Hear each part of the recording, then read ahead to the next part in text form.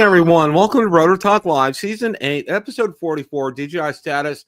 The clock is ticking. Hope everyone is doing well. Forgive me in advance, and I want to let you guys know, and don't be grossed out here, but yeah, I'm missing, back here, my arch broke yesterday. Yeah, and that's what happens when you get temporaries. They're made using a 3D printer, okay? Now, the permanence, and what's ironic about this is tomorrow I go for my fitting, and then what they do is they fit it to make sure the permanent will work. And I think they're made out of zirconium, so they're pretty much indestructible. These, however, the technician was very surprised that I've had these for months and they haven't broken, but that happens. I mean, I was eating a potato chip. Okay. It's not like I was doing corn on the cob or ribs or an apple or something, nothing like that. But forgive me in advance if I may lisp or whatever. I just want to let you guys know that in advance. So just to let you guys know, that's where I'm coming from. But I have an appointment tomorrow morning. They're going to fit me for that. And the good news is I went in yesterday and the technician took the Dremel tool or whatever they call it and smoothed it out, but it's been really difficult talking today because my tongue hits it all the time, and it's not really that sharp, not sharp as it was yesterday, but it's there. It's really noticeable, and I kind of had to revert back to kind of like not really eating very difficult things today, and that was just it was. I'm looking forward. How often do you say you're looking forward to going to the dentist's office? So that's me. But anyway, let's see who all is here. We got a full house tonight. Akarasha, Warren, Cocation, welcome. Good, thanks guys for stopping by. Let's see who else. Johnny's here, Johnny Okie, RJ Redding, DD Fellows, Sergeant Rock. Welcome, Sergeant Rock. Haven't seen you for a while. Thanks for stopping by. Waypoint New England, welcome, my friend. Thank you for stopping by. Danny Kennedy, welcome. Let's see who else is here.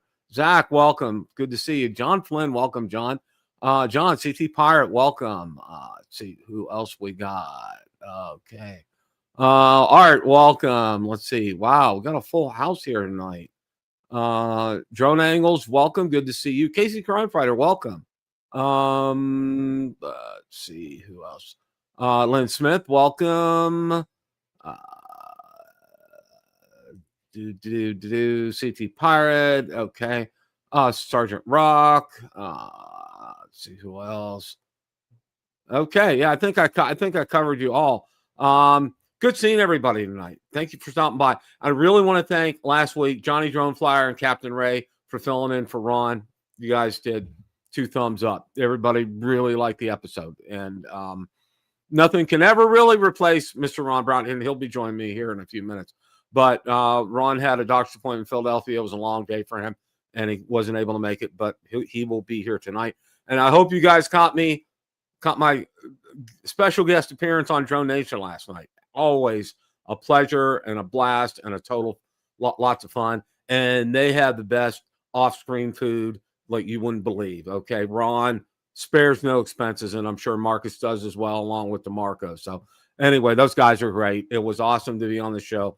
Had lots of good stuff. Yeah, I did see that, Art. I did see that. That was incredible. And Jay Bird, I'm very sorry about your Bengals. I didn't mean to laugh about them, but I did on Sunday. That was just, we got Steeler Nation coming up right at the top of the hour for about 5 or 10 minutes. Ron and I will be talking football. So Gator Drone, welcome. So you guys are welcome to stay for that. Just want to kind of want to preempt that here. Okay. I'm going to start this off here with a commentary before we kind of really dive into some things. Of course, we got the status talk coming up near the end. I'm going to talk about the Neo 2 and the Action 6 and all that. But one of the things that's really getting me right now, and I mentioned this last night when I was on Drone Nation, and it's really gotten under my skin. Now, it's not, and I can say this with pretty much certainty, it's not the guys that we watch, okay? You guys in the chat, okay? It's not Ron, it's not Johnny, it's not Marcus, any of the guys that we normally watch, Bill Thomas. It's not any of these guys, okay? People who have some semblance of a technology channel are going out there and saying, DJI drones are banned, okay? That's the long and the short of it. And 100% clickbait, and it's working for them. And they're getting hundreds, if not thousands of views on these videos. And they're telling you what I've been telling you, okay? But they're doing 100% clickbait. And, you know, they elongate it out, and then at the end, they tell you what the real story is. Guys, if you see them, do yourself a favor, okay? Go out there, comment on them if you want, okay? I'm just telling you, I did several, and I, you know, very politely said, you know, look, that is not the truth, okay? There's nothing is going to be decided till December 23rd. So there is no ban currently on DJI drones right now, period. All right. So don't make something out to be that it's not, okay? It's not there. So I had to say that. It just has gotten under my skin because I know all you guys, okay? I know you guys, okay? None of you guys would go out there and do clickbait stuff. We want to get facts out to everybody, okay, about what's going on. And the long and the short of it is there's no ban right now, all right? We've been talking a lot about stuff, but there is no ban right now. Well, the Uyghurs are preventing drones from coming in the United States. That's not a ban, okay? That's not a ban, okay? We can still get them. They're still, you know, and you know, oh, but what about the FCC? And we're going to talk about that here coming up. But I really wanted to spend a couple of minutes and talk about that because it's just like, it's driving me nuts. Absolutely, positively driving me nuts. Exactly, co-vacation. Exactly. Okay. Yeah. It's just, it's ridiculous. Yeah, Richard, I agree. Absolutely. Ignore them. Yeah. And I do for the most part. It's just like, good Lord, man, leading people astray. That just, yeah.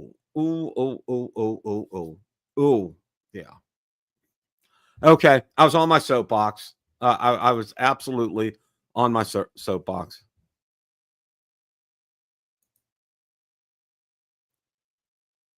Yeah. And Richard was right. I should probably have ignored them. They got under my skin. And exactly, Cozy Drone. Exactly. Okay. Exactly. Oh, wow, Alvin, I didn't know that. Well, she's Florida Panthers Den. I'm out on X. I'm on Instagram. I'm on YouTube. I have a podcast. I have a Facebook group called Florida Panthers Den. Tell her to look for that. Okay. Go Cats, go. And I know my other buddy here, Alex Escardo and Joseph. Got several Florida Panthers fans on the broadcast here. So yeah, we're doing that. And it's going to be late night this week. I got the caffeine ready going. They're on the West Coast. So game started 10 o'clock. Oh, goody. I'm going to have a great day at work tomorrow. Yeah. So, all right. Okay. All right. Awesome. Yeah, I do too, Jamie. I really do. I really do. Yeah, you know, Casey Crime Fighter. Yeah, I need to take a step back and just. But I want to make you guys aware. There's a lot of them out there, and you know, on second thought, instead of responding to them, that's what they want. Don't respond to them, and just ignore them. And if somebody like would post one of these videos in my groups, okay, I'll delete the video, okay? And it's no indifference to, you know, the persons that are forwarding the video on. They don't really know. So, all right. We're gonna start off with some good news, okay? And the more I found out about it, the more it's like, this is going to be really cool here. DJI confirms November 18th Osmo Action 6 launch. Last 3 words, with U.S. market access, or last 4 words. Okay. That's incredible, guys. And if you've seen anything, okay, it's called Square Up, Nail to Move. And you can see the picture of the lens here, 18 November 2025. DJI posted teaser images across social media channels today announcing a November 18, 2025 product launch event at 12 p.m. GMT. And notably, the company has created a dedicated U.S. landing page for the announcement. The teaser, titled Square Up, Nail to Move, shows what appears to be a square-shaped action camera, strongly indicating the upcoming DJI Osmo Action 6. What the teaser reveals. The promotional image released on DJI's YouTube and X channels shows a sleek, square profile camera body with what appears to be the distinctive front-facing screen that has become a hallmark of the Osmo Action series. The tagline, Square Up, Nail to Move, suggests the Action 6 will emphasize its rugged, squared-off form factor while targeting action sports creators and adventurous filmmakers. DJI directs users to the official pre-launch page, which displays the event date and allows interested customers to sign up for notifications. The November 18th date falls on a Tuesday, consistent with DJI's typical product launch schedule. So that's 2 weeks from today. All right. Leak specs: 1 over 1.1 inch CMOS sensor, larger than the Action 5 Pros. Variable aperture lens ranging from f2.0 to f4.0, nearly unprecedented action camera segment. 8K video recording at 30 frames per second. Dual OLED displays front and rear. 1950 milliamp hour battery for extended price recording times. And this one, if this is true, $329 is an entry level on this camera. That's absolute positive insanity. Okay. U.S. market availability, the key difference. The presence of a dedicated U.S. landing page for the Osmo Action 6 launch stands in sharp contrast to DJI's recent handling of flagship drone products. Both the Mini 5 Pro and Mavic 4 Pro launched without official U.S. availability, forcing American pilots to source drones through Canadian retailers, third-party sellers, or gray market channels. Action cameras don't face the same regulatory scrutiny as drones, while DJI's unmanned aircraft systems fall under Federal Communications Commission equipment authorization requirements and face potential restrictions in the National Defense Authorization Act. Consumer electronics, like cameras, navigate through a different regulatory pathway. Okay, this allows DJI to maintain U.S. presence in the imaging products category, including the Osmo Action series, Osmo Pocket gimbals, and Osmo mobile stabilizers, even as the company faces mounting pressure on the drone side of the business. What this doesn't mean for drones, it's crucial to understand that Osmo Action 6 availability in the United States does not signal a return of DJI drones to the American market. The two product categories operate under entirely different regulatory frameworks. Okay. Competition in the action cam market. DJI drones, and we all know about December 23rd, what's coming up there. We're going to talk about that here in a little bit. As of early November, no federal agency confirmed they're conducting the required assessment. Again, talk about that. Osmo Action 6. There's a picture of the Action 5, which I do have. Drone XL's take. The Osmo Action 6 teaser raises an interesting question about DJI's U.S. market strategy. December 23rd FCC deadline approaches. By maintaining robust support for its imaging products, action cameras, gimbals, handheld stabilizers, DJI signals it's not conceding the American market, even if drone sales face severe restrictions. Okay. And there's more of this article. And again, as always, these are always out on Build a Drone Reviewer Facebook group. And I did have time to get it out to the Facebook page as well today too. And here's Ron. Ron, Action 6 camera availability in the United States. Wow. Again, we talked last time. We don't know if it's got FCC approval. So if it didn't, that I don't know how that would deter the South Korean and Japan sellers from selling it through eBay. Okay, this article on Drone XL, and let me pull it back up for you. Talks about that and says it goes through a different regulatory agency. Let me find that part right up here. Okay. Action cameras don't face the same regulatory scrutiny as drones, while DJI's unmanned aircraft systems fall under FCC equipment authorization requirements and face potential restrictions tied to National Defense Authorization Act. Consumer electronics, like action cameras, navigate a different regulatory pathway. This allows DJI to maintain its U.S. presence in the imaging products category, including the Osmo Action series, Osmo Pocket gimbals, and Osmo mobile stabilizers, even as the company faces mounting pressure on the drone side of its business. So that's good news, Ron. That's Well, I really mean, good that news. is good news, Bill, but that does explain why, like the say the Nano, the most recent camera from DJI, the little Nano camera, that wasn't sold through DJI's website, normal channels. Even on Amazon, it's only sold by third-party sellers. So if that's true, Bill, why was the Nano almost like a drone release? Well, there's an article that I have coming up that we're going to talk about. There's been some relaxation of things going on with China, and I want to get to that here in a minute. Okay. I don't want to leapfrog the Neo 2. So we're going to talk about the Neo 2. Then we'll talk about that, because I think I may be able to answer your question with that here. Okay. Now, there is some updated information on the Neo 2, and one of the things that I wanted to go ahead and talk about with the Neo 2, the first thing is, if you go out to eBay, you can see out there props, batteries, the video transmission module, battery holder, charger. They're all available on eBay right now for the Neo 2. I can't find the Neo 2 out there, but I can find all of those items available from Chinese sellers without tariffs. So if you're so inclined and you want to get these accessories before you get the Neo 2, go for it, okay? Because as you know, from China, it takes about 10 days to 2 weeks to get stuff. I mean, through normal channels, as long as everything's shipping normally. So first of all, that's the first thing that I wanted to say about that. Now, there's a great article here on the Neo itself on Drone DJ, and I wanted to go ahead and just touch on this, and then we're going to touch on another article about this too. 151 grams of Neo 2 is barely heavier than the original Neo. It has LiDAR, creating a 360-degree awareness bubble around the drone. That means if you fly too close to a wall, tree, or pole, the Neo 2 will automatically slow down and stop before impact. It's really kind of a article, really boisters all the facts and everything. We've kind of gone over all that. There's also 49 gigabytes of built-in storage, up from 16 gigabytes before, so you can record plenty of 4K footage without worrying about memory cards.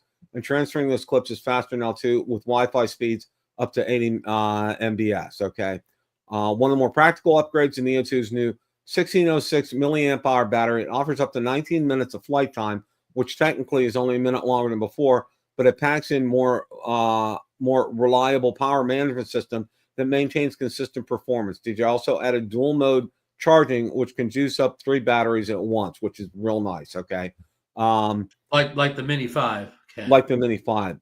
Customs officials have been detaining certain DJI shipments since late 2024 under the Uyghur Forced Labor Prevention Act, despite DJI insisting its products are made in Shenzhen in Malaysia, not Zhejiang. On top of that, FCC recently voted to expand its covered list rule, which could retroactively ban products from companies flagged as security risks. Okay.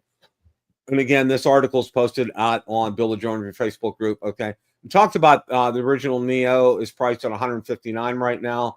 Neo 3 battery combo is $229. Neo Fly More combo is $279. Okay. And then the next thing I want to talk about, there is another article here as well too. And the DJI Fly app has gotten updated. And with that Fly app, the Fly app, of course, it includes support now for the Neo 2. And it says smart new tricks as well. Version 1.19.0 officially adds support for DJI Neo 2, connecting seamlessly with RC-N2, RC-N3, and RC2 controllers, or even letting users fly via Wi-Fi directly from their phones. No remote needed, but that's just the start.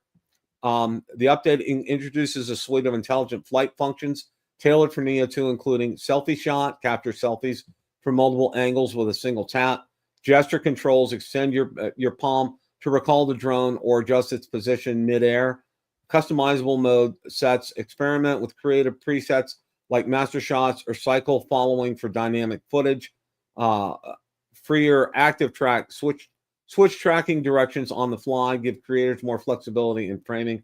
DJI also mentions improved voice recognition signaling a continued focus on making drones more responsive to natural commands. No, I just want to slow you down and just so people know, and all that should be available without a controller. Right. Absolutely, Ron. Thank you for bringing that up here. And then there's more to read on this.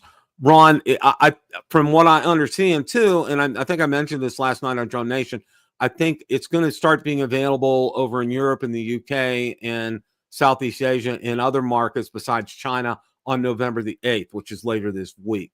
So well, I would say this morning I got my emails from like Banggood and AliExpress, and they're already letting you order it. I guess you could consider a pre-order, and with shipping coming in the arrival date supposedly the later part of November. So you could order now from those Asian sites right now and be on the list to get it by the end of the month. But my advice would be, I mean, Johnny already ordered, but you may be able to, if you wait a little bit more, the eBayers may be able to get it to you faster than those big guys. Yeah, and that's one thing I would suggest for everybody to do because, while Banggood and AliExpress are, especially, their shipping has gotten a lot better lately because it used to be a few years ago kind of a little on the hanky side, but it's better now. Wait for eBay and see what's coming up there. You may be able to get a little bit better pricing and you may be able to get a little bit better shipping because a lot of those places will actually use FedEx. FedEx does ship out of China. So that's something to consider. And that's one of the things that I wanted to mention to you guys. I would kind of sit back and wait a week or so.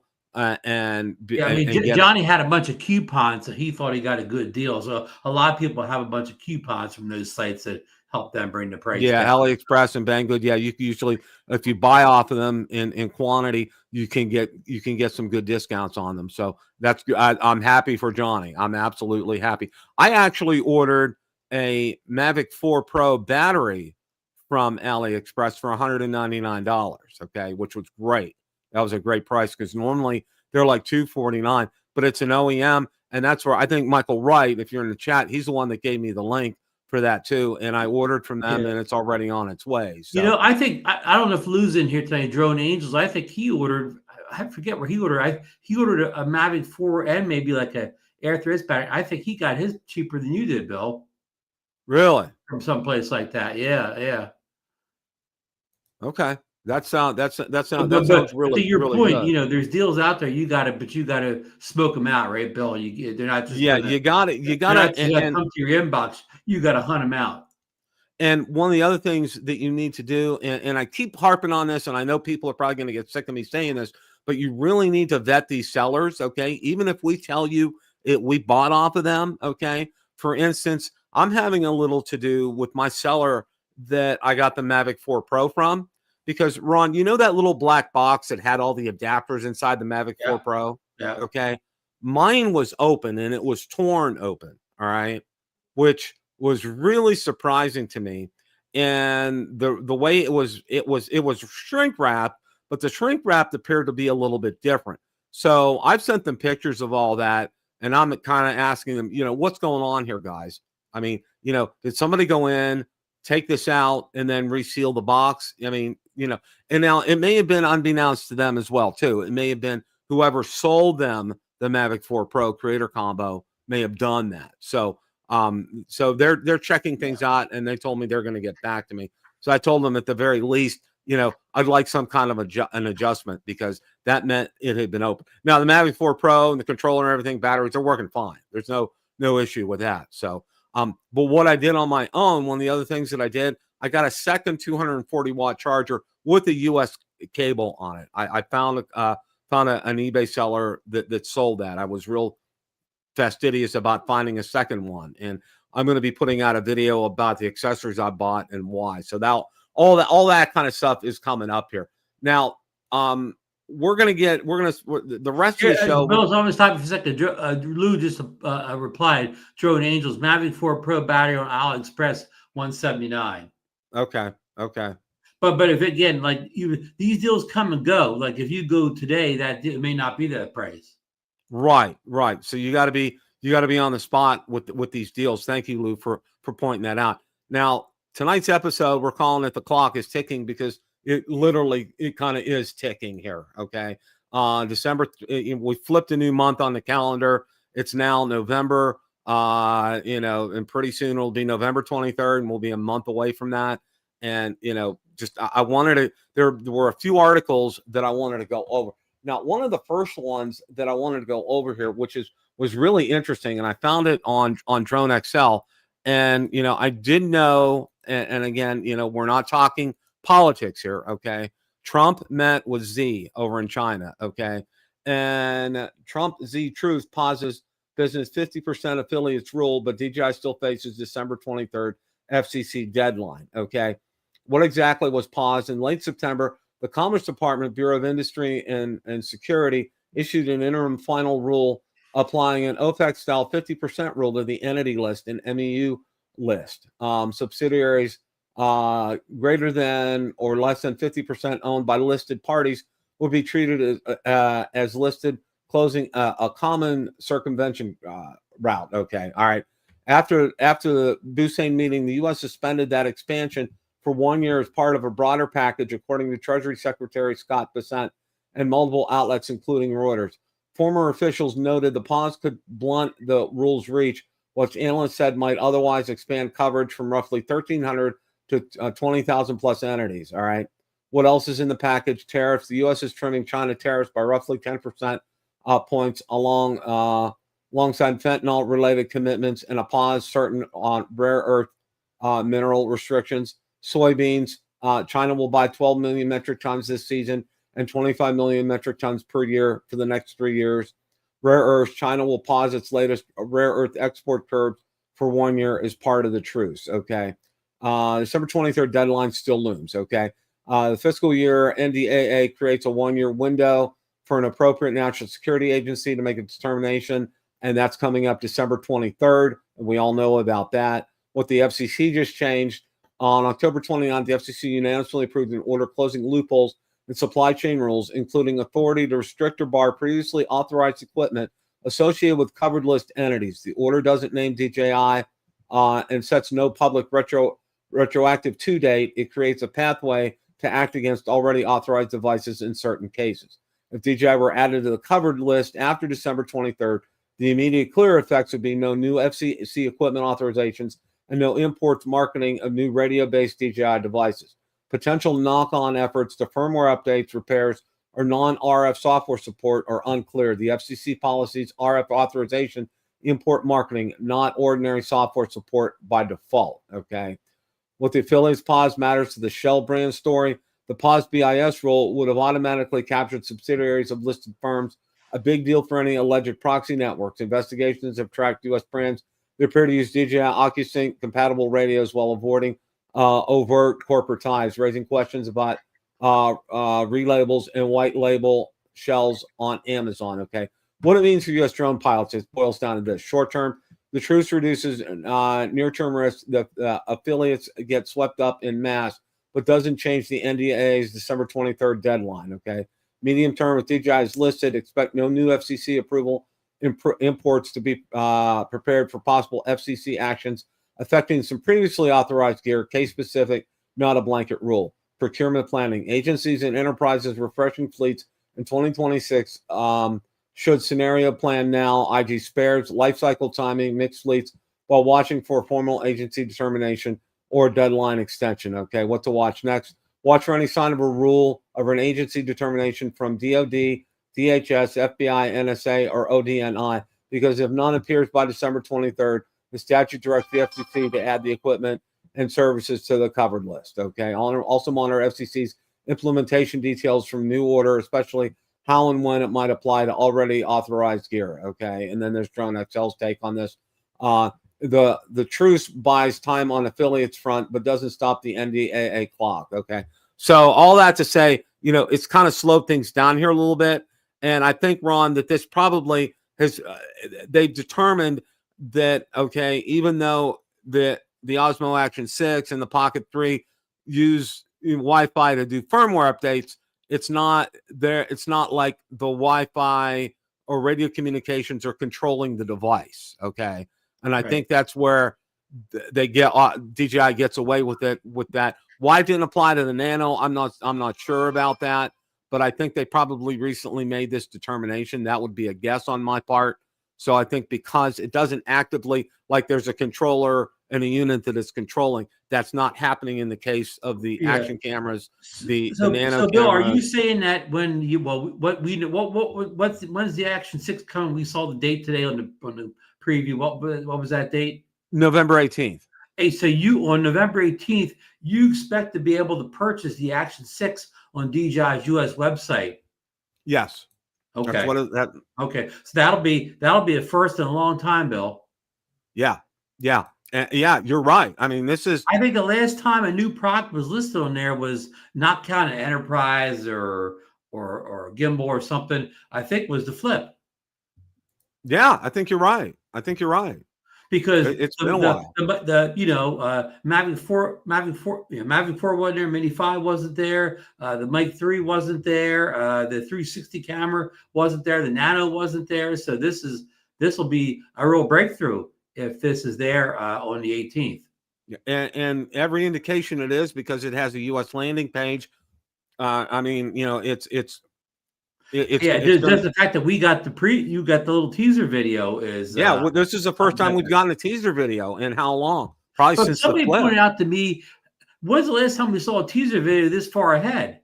DJI is definitely doing things they never did before, Bill, recently. Like, again, putting the teaser out. I mean, today's what, the 4th. Putting a teaser out 14 days ahead of time, that's unheard of from DJI. That really is. That really is. And I think what they're doing is they're trying to build up some excitement in that. But one of the things that caught me, we kind of talked about it a little bit last night on Drone Nation, but I want to bring it up too, is that they're listing this at $329, Ron, for an Action. I mean, that's kind of unheard of out of the gate for them. Starting out again, right out of the box is going to be cheaper than the 5 Pro. Yeah, I mean, for those of you that have the 5 Pro like me, it's like if you wanted to sell it for $300, good luck, because the Action 6 is coming out and it's going to be $329. So I mean, what are you going to do? I mean, that's even if you could sell your Action 5 for $250, it would only be like $70, $80 to get the new one then. Mm-hmm. Oh yeah. Yeah.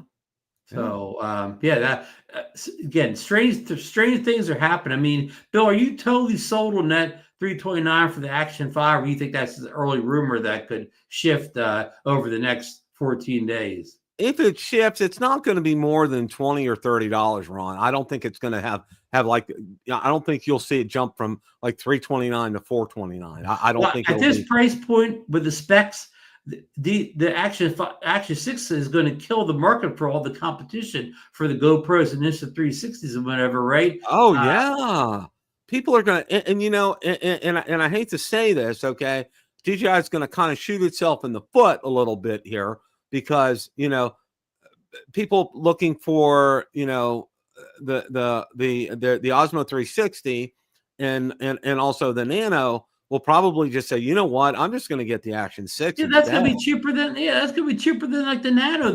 It's going to be cheaper than the little wearable camera. Yeah, I mean, because DJI was touting the how inexpensive the Nano was going to be and how portable it was going to be and so forth and everything, and the price point on there, and it's kind of like they're kind of shooting themselves in their foot. Correct me if I'm wrong, Bill. Like the Nano comes in 2 different memory sizes. The small memory size is under $200, but the bigger size is slightly over. I think it may even be $329. The Nano with the bigger memory. Yeah, I think you're right. I think you're right, Ron. And the thing, and people need to remember about the Nano is there's really, I mean, it has that built-in memory in it. Okay, unlike the Action 6 doesn't have built-in memory, okay, or the other Action cameras don't. You got to use an SD card for that. So, I mean, it's 6 of one, half dozen of the other. If you like the form factor and everything, go for it. But, this is something that's way too appealing not to take advantage of, Ron, especially number one, it's coming to the United States. And you'll be able, if you want to, obviously get things like Care Refresh and things like that for that, because it's not a drone. So you can go ahead and do that. Hey, Bill, put under the drones comment up about 5 comments back.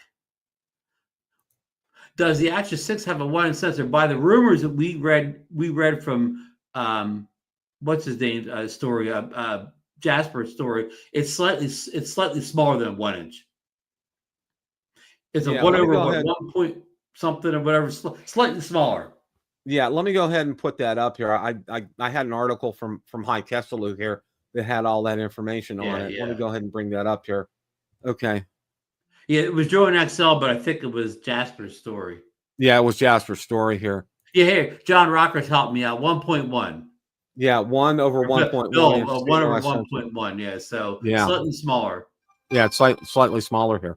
I mean, you know, I remember a lot of people claim that all these DJI 1 inch sensors are slightly smaller than 1 inch. Like, you know, they're rounding off to say 1 inch on like the Mini 5 and those or whatever. They're kind of pushing that, what they call the outer edge of the envelope with that, Ron. I think it was really kind of, there's a real fine line there. The 360 camera claimed 1 inch, but I think it's also slightly smaller. So, you know. Yeah. But folks, don't get all hung up on numbers here. You know. Yeah, I would not. Get hung up on how good the video looks.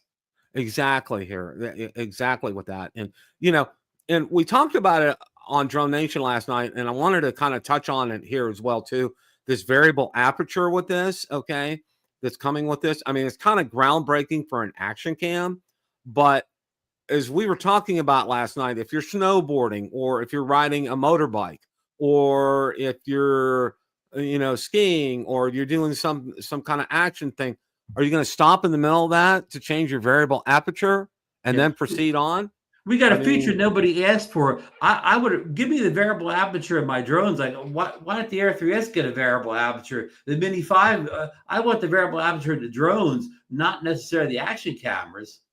Yeah, exactly. Exactly. I mean, if you're going to give me a variable aperture in a small camera, give it to me in the pocket. Yeah.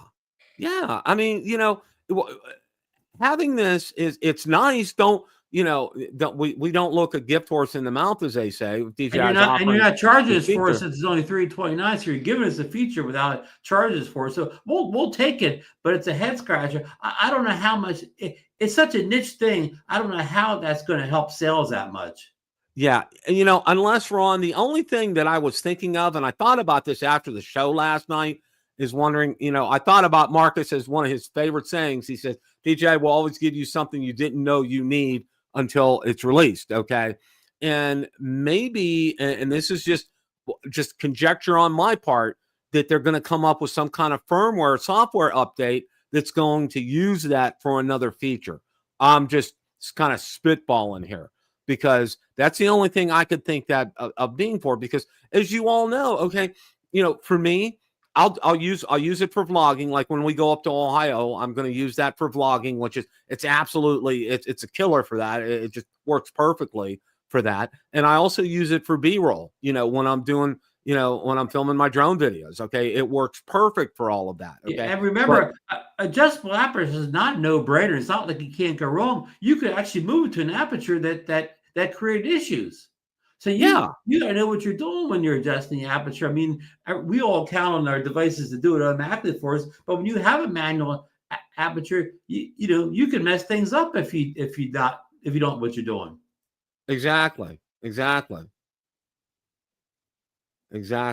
And you know, one of the things here with this, you know, we always, you know, look at, you know, and the other thing I was prepared for too, before they put the pricing on, you know, DJI was going to say, you know, say like $629 or $529 or something. He's going to say, oh, that's too much, blah, blah, blah, you know, and then all of a sudden they come out and it's $329, and it's like we're all saying like, what?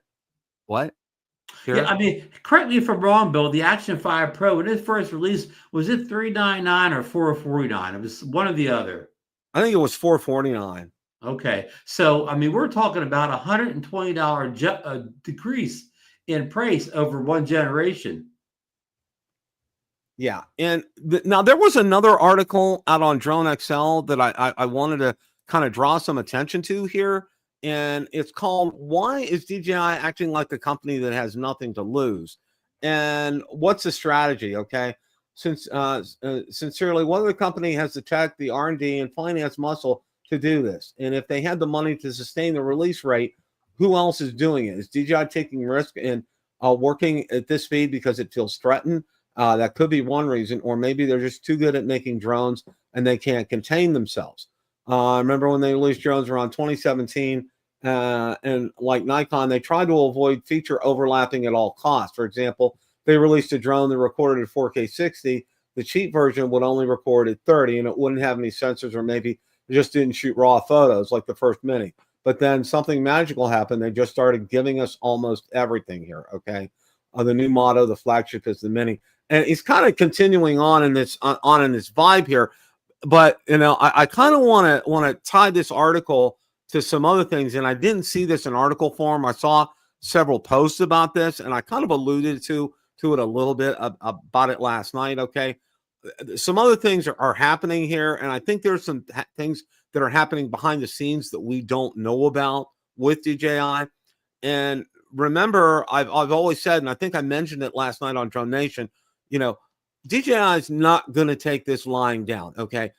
I would say, and I know some people have refuted these numbers, but I have heard up to 2/3 of DJI's business, you know, is from the United States. Now, that's an arguable figure because nobody really knows their finances because they're a private company. But if the supply is shut off from the United States, okay, they're a multi-billion-dollar company, all right? They're not going to take this lying down, okay? And I'm sure they have a legal team, you know, on standby right now to fight all of this, okay? Because this December 23rd date is not going to come and go without them taking some action. I can tell you that right now because there's way too much money on the table here, all right?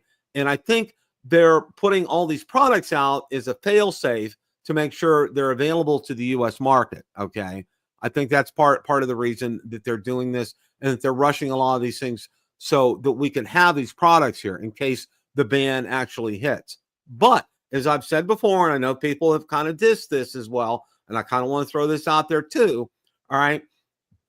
What has happened in a lot of instances here with a lot of these countries is that they have decided to bring manufacturing here to the United States, all right?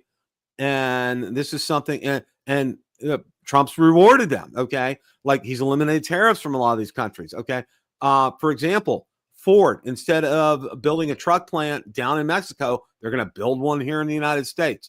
Was it Subaru? I think they're going to be building another plant, probably in Alabama. I know they have one out in Indiana. I heard, well, Nippon Steel, okay? They now own what used to be known as United States Steel, okay? And I just read an article today. They're going to be rebuilding part of the area where I grew up in, some of the mills over there. They're going to completely level it and put new mills in there, okay? So, and they're getting incentives to do this. So, you know, long story short, if DJI decides to go ahead and build here in the United States, they'll probably get a lot of incentives to do something like that. And I know a lot of you talked about and have seen that article by my friend, my ham radio friend, Julian, who posted that blog post about a startup here in Tampa making drones and so forth, okay? So there's a lot of irons in the fire here, and there's a lot of directions that this could go. But, you know, my whole thing is, it ain't, as Yogi Berra used to say, Ron, it ain't over till it's over, okay? And that's one thing I got to say about this. It ain't over till it's over. And we know TikTok got saved at the final gun, final hour, Bill. So could it happen again? Yeah, and TikTok is much more. You know, you want to talk about you know, something that was shown to be really detrimental and challenge national security. It was TikTok. Okay, my gosh. All right, and also too, you know, we'll go another step further. You know, iPhones. All right, I know we've talked about that before as well too. You know, the security risk posed with iPhones is tremendous. This computer that the show is coming from, an HP, it came from Shenzhen. All right, you know, ham radios. You know, and I talked about that. You know, they're starting. They named a brand that they're going after, and they're probably going to shut them down, which is fine. Okay, because they're a communication device. Because and I thought it was going to be most of the cheap ones, and most of the cheap ones are called Baofungs. Okay, you can get them for as little as $35 on Amazon. But you have to have an FCC license like I have to be able to talk on them. You can listen on them, but you can't talk on them. So all this being said, Ron, you know, I think there's still some irons in the fire. I think we haven't seen the end of this. But while I say that, prepare like a hurricane is coming your way. Okay. Stock up on water, on food, on batteries. Okay. If you have a portable generator, stock up on gasoline, these things that you get prepared for. Okay. That's why I've stocked up. I've gotten extra batteries. I've gotten extra propellers. I've gotten extra charging methods as well, too, for all my drones. So, I've kind of covered some bases here. I'm going to shore things up before December 23rd, but I think it's wise advice, Ron. Yeah, I mean, like I said, it can't hurt. We didn't talk about the other whatever shoe falling here is the American consumer drones. We still don't have any idea when we'll see our first American consumer drone, right, Bill? Right. Or who will build that? I know our good friend Russ. He talked about, oh yeah, it'll be a year or two out. No, as much as I like Russ, no, it's not going to be a year or two out, because to have something, say, anywhere near the ballpark and quality of DJI, that's going to take 4 or 5 years to get something like that out, because products like that do not happen overnight. All right. Even if you employ, people that made the DJI drones. Okay. There's a lot that gets into that. Okay. And a lot of that too, as we talked about in the one article about rare earth minerals. All right. Because a lot of those are used in production of these drone components. All right. And, as we go back to our friends from Skydio, okay, that everybody seems to want to hate with good reason, probably. Adam is his name. They were getting their batteries from China, mainland China. And they're the ones that are supposedly, one of the driving forces behind all of this. I'm just kind of spitballing and throwing all this stuff out here, guys. If anybody tells you right now, if you see a title of a video that says, I know exactly what's going on, watch my video here, they're full of horse manure. Okay. Yeah, no one. I don't even think the people at the FCC and them even know what's totally going on, let alone somebody else. Co-vacation. Yeah. I think that's part of this mix. Okay. And I actually had somebody, believe it or not, okay, said, you must be a conspiracy theorist. You must really dive into like JFK assassination kind of stuff. And I'm like, well, okay, I'm not going to go there, but yeah, if you believe the Warren Commission was the valid reason for why JFK got shot, I can sell you Fountain of Youth maps here in Florida. Okay. That kind of thing. All right. It's just, it's kind of mind-boggling here. Yeah. But there's a lot of forces at work here. Yeah, I mean, of course, at this thing, if you just followed the money, who's getting paid to put all these laws in place? You could probably,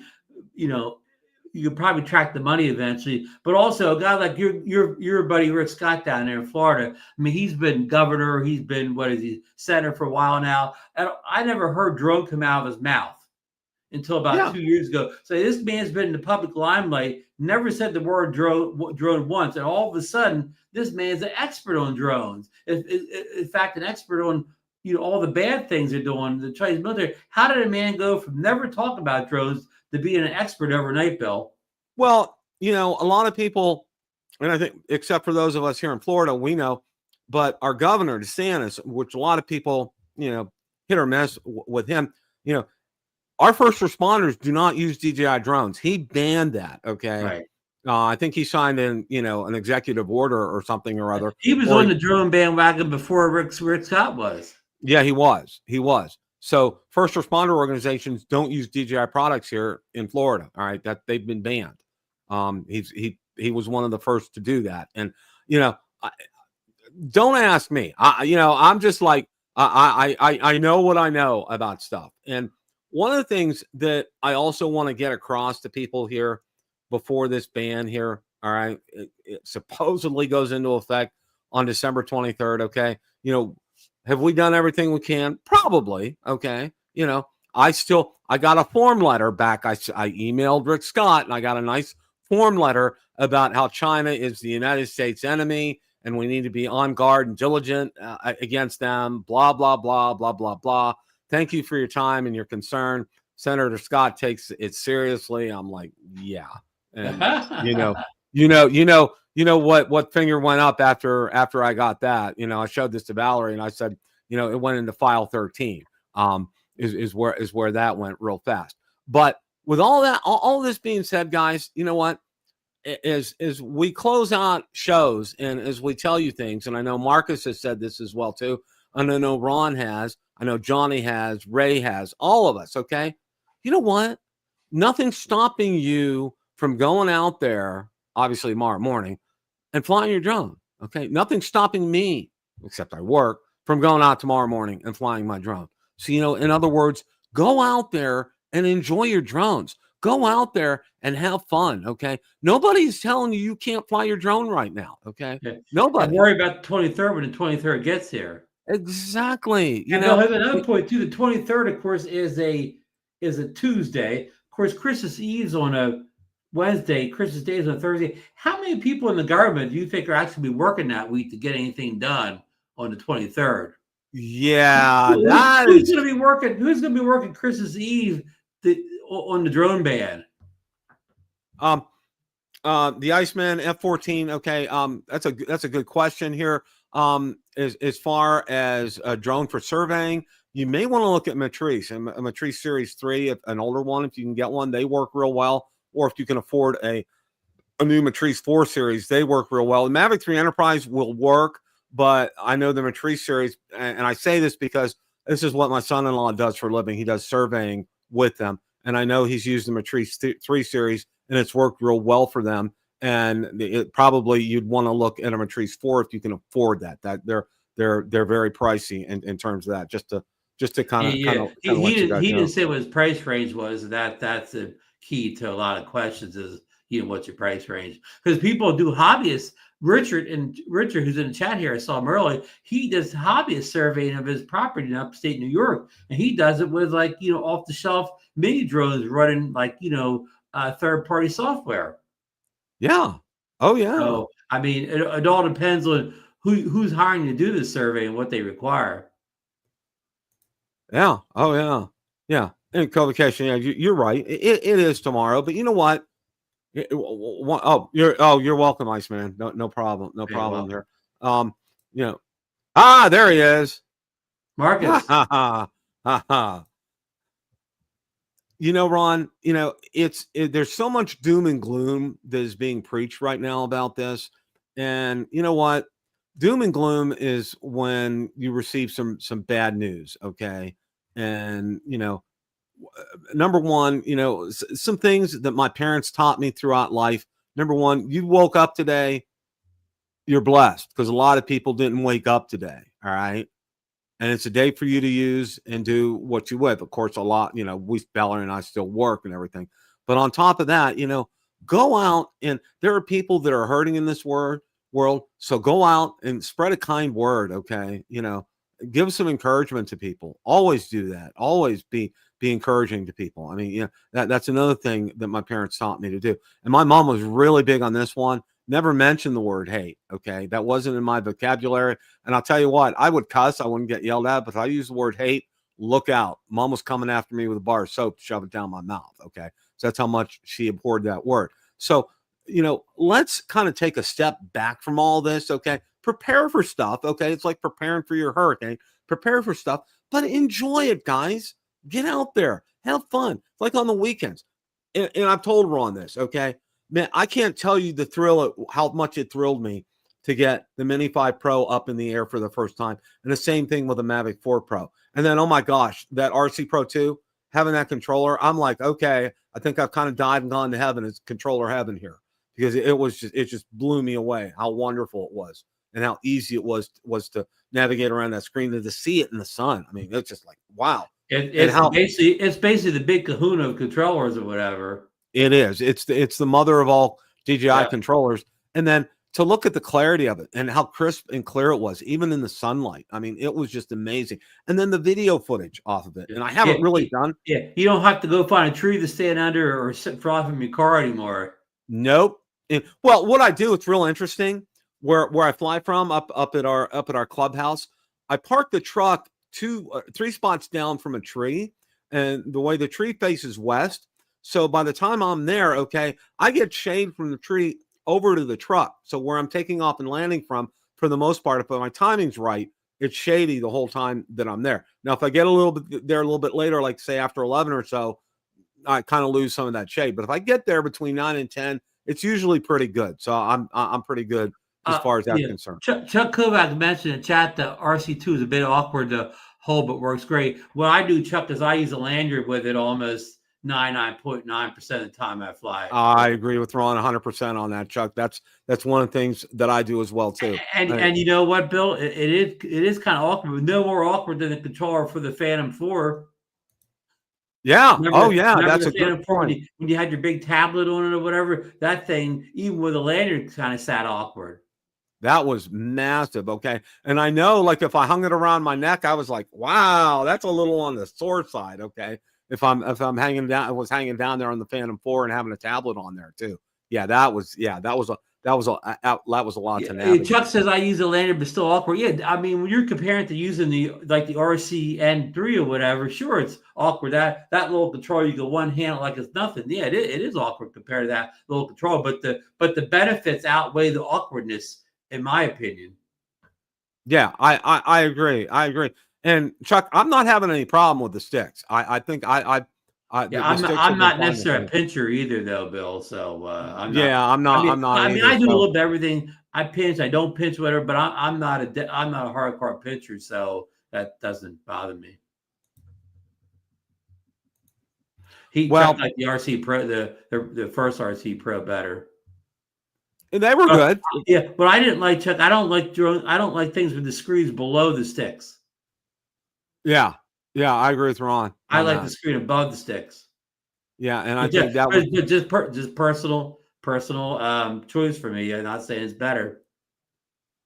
Well, I think we've kind of wrapped things up here. Oh, we're at the 8:58 hour here, Bill. With the 8:58 hour, and we're reached. And for those of you that are with us, we're going to go ahead and go to Steeler Nation here. Okay. And it's all sunshine, rainbows, and lollipops in Steeler Nation this week. They knocked off the #1 seed in the AFC, the Indianapolis Colts, convincingly, right, Bill?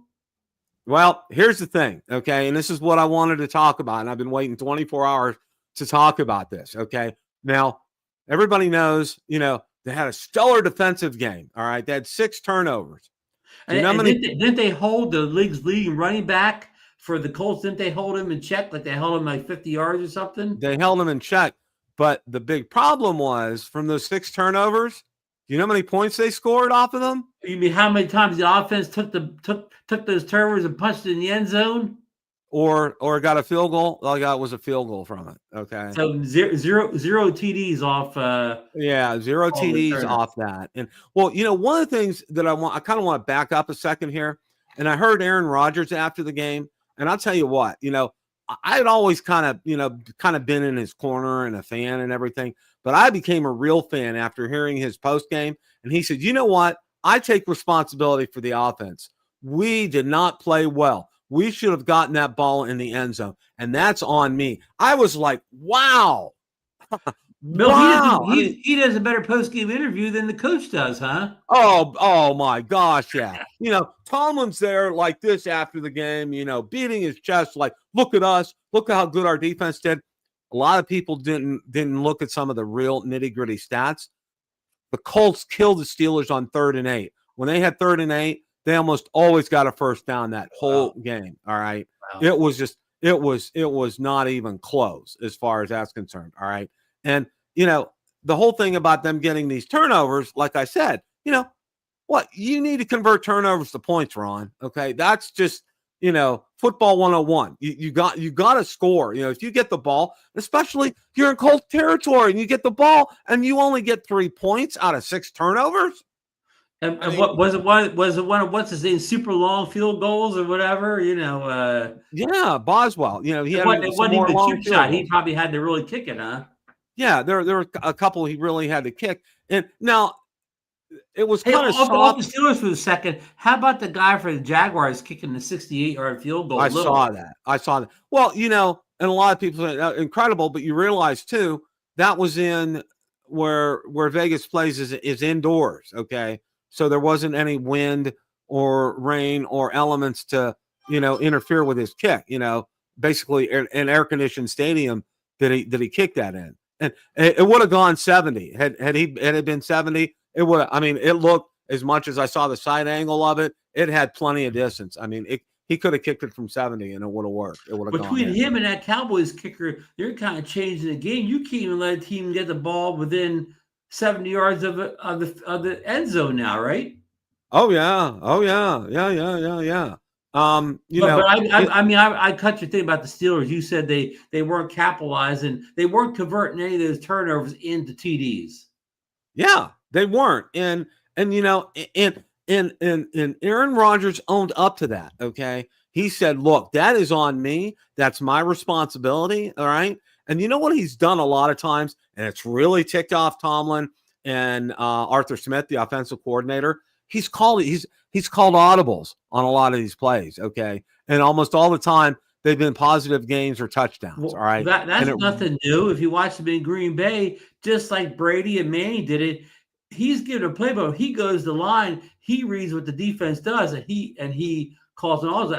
That's something that goes way back. Brady, I bet you Brady, he may change the play 10, 12 times in a row because he's analyzing what they're doing up there and making a correction. Why wouldn't you want somebody to do that? I mean, that has the ability to do it. Yeah. It just hit me like a ton of bricks in a great way. I'm like, you know what? You've got a fan for life, Aaron Rodgers. So the way he was, he said, I know we won, and guys played well today was what he said. But we on the offense need to own up to this. Okay, right. We need. And he said, and it starts with me. I'm like, wow, because you'll know what? You'll never hear that from Mike Tomlin ever in a million years. You do have to give the Steelers credit. They bounced back from a bad loss on the Sunday night game the week before. And speak of that, they were leading Green Bay at halftime on a Sunday night game the week before, and they interviewed Tomlin coming off the field, the field reporter, and Tomlin, he was real kind of confident coming out at halftime, right? But after they fell apart in the second half, man, you didn't see Tomlin after that or whatever. He skedaddled. He didn't want to have any part of a post game. That was the second time. I mean, the second game in a row where they tried to do all this man-on-man defense and whatever, and they just couldn't play it. And the announcer keeps saying, "Why don't they go to a zone or whatever?" They think they have these high-priced guys, but obviously they don't have the talent to play man-to-man against the premier receivers. Yeah, exactly. Okay. Well, Joey Porter Jr. Okay. Oh my gosh. It's like I want to beat my head against a brick wall. Okay. Now he did well when he played at Penn State, but now in the NFL, Ron, the only way he stops a receiver is to interfere with him. He gets called at least 2 or 3 times a game. Would you want Joey Porter and one of these premier receivers one-on-one? Yeah.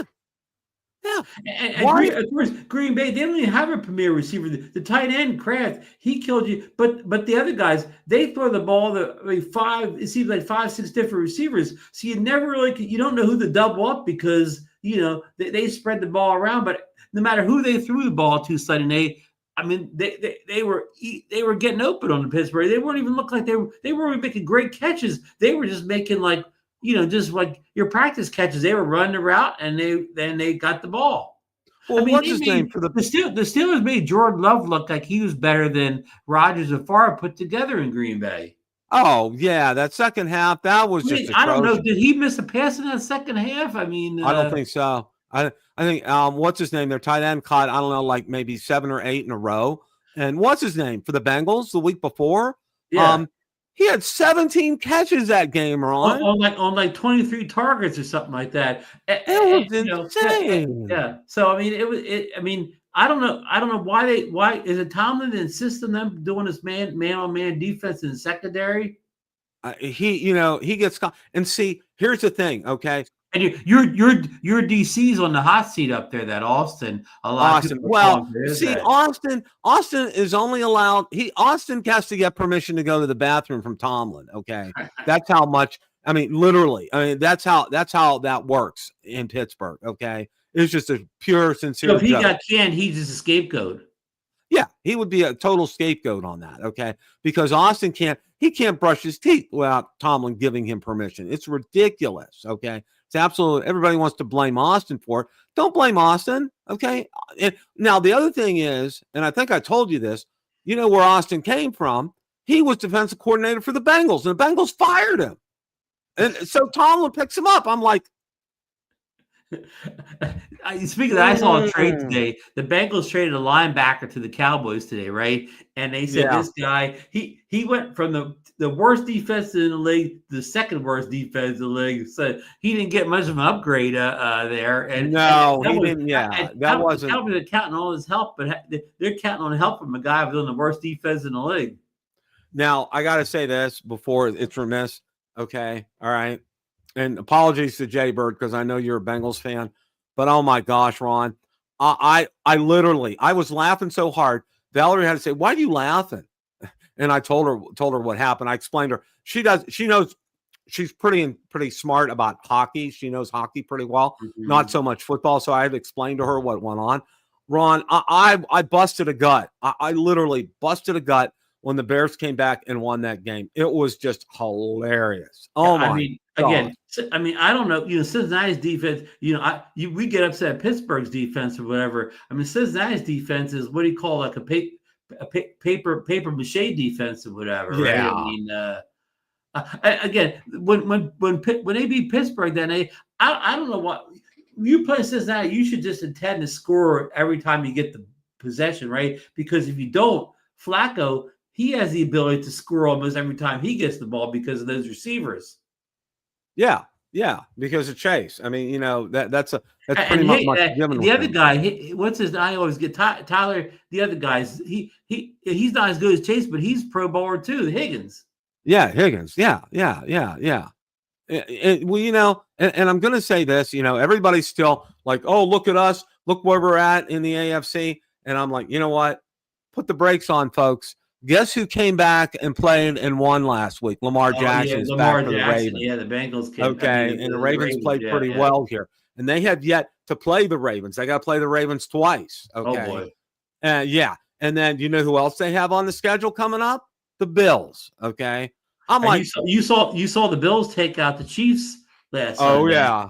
Oh yeah. And I said, you know what? Everybody's like, oh yeah, we're back, baby. We're doing it here. I'm like, look at the strength of schedule for the Steelers. Okay. Yeah. Who have they really played in the first half of the year? That was all that great. Don't have good quarterbacks. I mean, like even the Colts, they have Daniel Jones, who's having a good year statistically, but he came from the Giants where he was run out of town for bad quarterback to play. Oh yeah, well, the Giants are about as much a mess as the New York Jets. I think that the Jets have been the worst team in the last 5 years record wise. But I mean, when you get to the playoffs, you're no longer facing the Daniel Joneses of the world and whatever the New York Jets quarterback. You're not facing those ragtag quarterbacks anymore. You're facing Lamar Jackson. You're facing what's his name from the Bills. If Flacco lights you up or whatever, well, you better get ready because you're going to see better than that in the playoffs. Yeah, these people are just like, it blows my mind. I see a lot of these Steeler fans out there. I'll go to the Steelers page and they're all thumping their chest and all this stuff. Yeah. And I'm like, reality check. Okay. We haven't played the second half of the schedule yet. We haven't played the Ravens twice yet. Okay.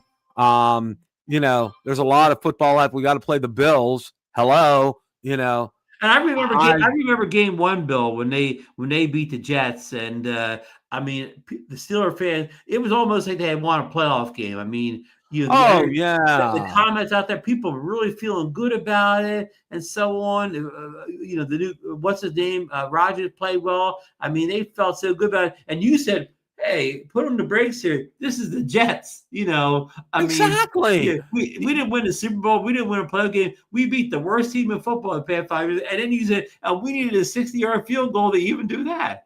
Yeah, with a minute left. I mean, come on. Well, okay, and I'll never forget watching the game, okay, after the game, Tomlin's doing this and pointing out to the crowd, the Steeler fans, and doing this, thumping his chest and all that stuff. I'm like, okay, there's your problem, folks. Okay, there's your problem. All right. I mean, Ron, you never saw Bill Cowher do that kind of stuff. Okay. You never saw Chuck Noll do that kind of stuff. All right. He would get after his players, and so would Noll. Okay. But you never saw either Cowher or Tomlin. The good go coaches, after even like after that. a big win, the good coaches still have nitpick things. Oh, yeah. Did this Cowher better? would say, Did that yeah, better? Cowher Yeah. would still call people never out even after a satisfied. win. Yeah. Yeah, exactly. And Noll would too. They wouldn't hesitate about that stuff. Well, that's why Bradshaw and Noll, they really didn't talk. They really didn't get along well outside of football because of that. Okay, because he criticized Bradshaw a lot for the way. Well, you remember in Bradshaw's early year, his play was real erratic, and Chuck Noll, being what do you call that tough love, basically turned him into the Hall of Famer he turned out to be. Oh yeah, it worked, and it worked. And see, that's the thing. Okay, Tomlin is everybody's friend. Okay, he's everybody's pal. He's everybody's friend. Okay, and I tell you what, that was the fall. That was Le'Veon Bell. That's the reason he collapsed. Had he had a strong head coach, okay, he'd have talked him into staying, okay. And they were on the cusp of being able to get to another Super Bowl when Le'Veon Bell was playing with them in his prime. Okay, they were that close to doing it, and it fell apart. The other one, well, Antonio Brown, I think when he got hit in that playoff game in Cincinnati, I think he suffered a brain injury. I really do, because he hasn't been right since then. Unfortunately, I kind of feel bad for him. More recently, Pickens is one of the, he's top 5 in the league in yards or whatever. He needed that Chuck Noll. Chuck Noll would have given that tough love or whatever. He may have made him a player over there, but he got over to Dallas, and that CC Lamb took him under his wing, and basically you set expectations for him, and that's what he needed, and led by example. You know what I mean? Like, so, and now he's going to hit the free agent market, and he's going to get a lot of money someday, Bill. Exactly. So this is where we're at for Steeler Nation. Who do the Steelers have coming up this weekend? Gosh, I saw and I forget. It slipped my mind. I saw. Is it a tough team, or is it another? I don't know, Ron. Well, they kind of reset the whole AFC. Them giving the Colts that loss kind of reset things in the AFC a little bit now. The crowd, a lot of people called up a game now. Well, you know what? And you know what's interesting? I don't know who it was. I don't know if it was DraftKings or whatever. They were picking people who are going to go to the playoffs in the AFC, and they picked Baltimore over Pittsburgh. All right. Wow. You saw there were a bunch of trades today. I mean, trades today, and Sauce Gardner, who's considered one of the top corners in the AFC, he got traded to somebody. Who was it, Bill? He got traded to a contender. I mean, the Jets were really selling today. The Jets traded one of their best defensive linemen, the Cowboys. The Jets were sellers today. The Cowboys were buyers. The Eagles have been buyers. The Eagles made a couple trades. Over the last couple of days. So you see who the buyers and sellers are, Bill. Well, yeah. Well, everybody was saying Omar Khan's going to work his magic. I said that man has not worked any magic. Okay? I mean, I didn't hear them making any deals today. Nope, they didn't. And, thank God, because, if they needed to do anything, they needed to sell. They need to get rid of stuff. And, they're a mess. So, they probably don't have a payroll to bring anything more to defense, because they spent a lot of money on the defensive side of the ball anyways. Yep, exactly.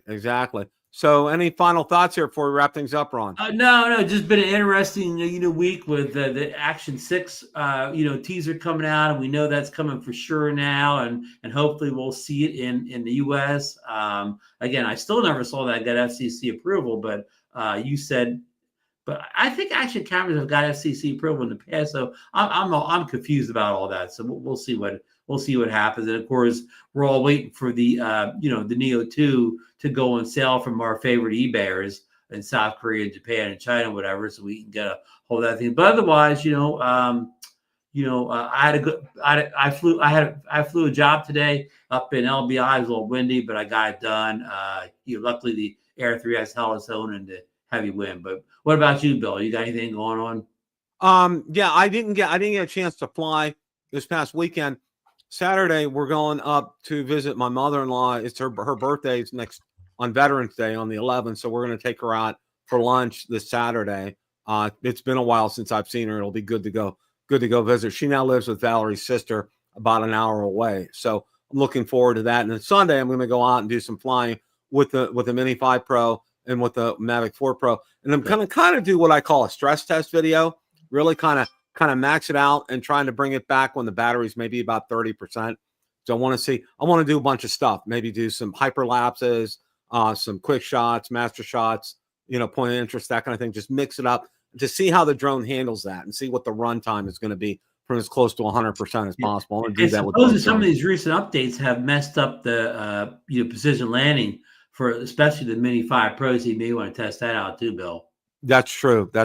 Although mine, Ron, I did do an IMU calibration before I took it out, and it was perfect. I haven't had any problems with it. So yeah. So that's where we're at. Yeah, that's hit or miss. I haven't tested it recently, but I had no problems. A couple weeks ago. So yeah, folks, I want to thank everybody for showing up tonight. Good crowd, good comments, good questions. Yes, absolutely. You guys did great. Again, thanks to Johnny and Ray for last week. You guys did stellar effort. Always a pleasure to have you guys on. You guys are always top notch. Enjoy you guys at all. Always a pleasure to have Mr. Ron Brown sitting next to me on Tuesday nights here as well too. Hope you guys have a great rest of your week. Enjoy your drones. Have fun. And as always, it's a great day to fly. Take care, everybody. Have a great rest of your evening.